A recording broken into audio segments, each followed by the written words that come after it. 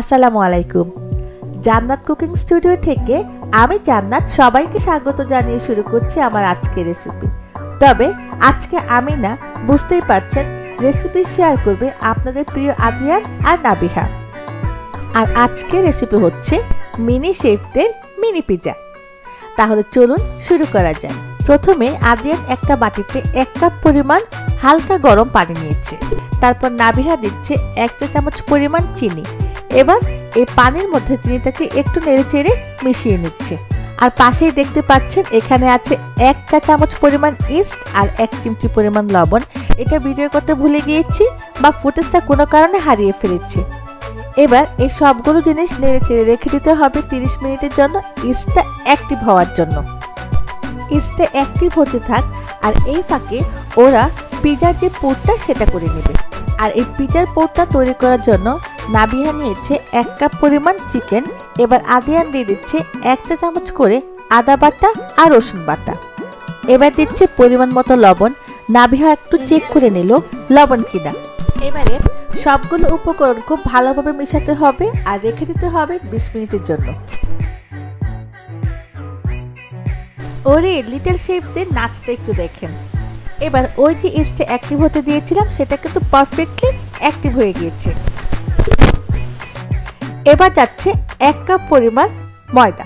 ময়দাটা খুব ভালো করে মেখে ঢেকে রেখে দিতে হবে ডোটা ফুলে ওঠার আগ পর্যন্ত।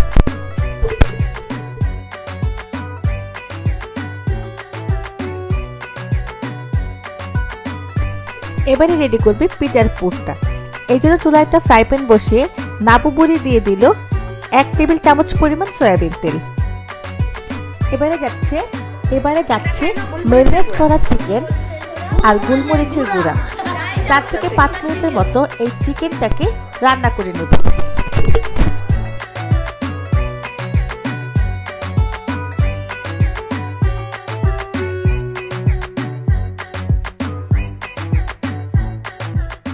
এবারে যে ডোটা বানানো হয়েছিল সেটা আদিয়ান আর নাবিহা ওপেন করে দেখছে পারফেক্ট কিনা। এটা আসলে একদম পারফেক্ট। এবারে এই ডোটাকে খুব ভালো করে মথে নিতে হবে, তারপর মিনি মিনি রুটি বানিয়ে ফেলতে হবে।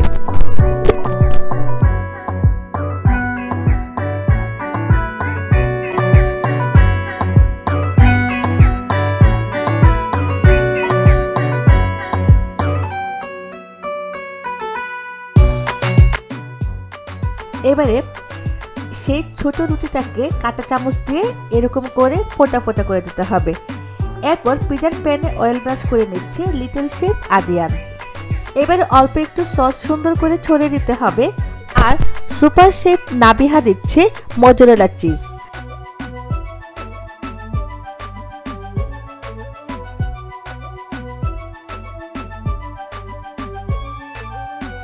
আর সেই রান্না করা চিকেন আর ক্যাপসিকাম।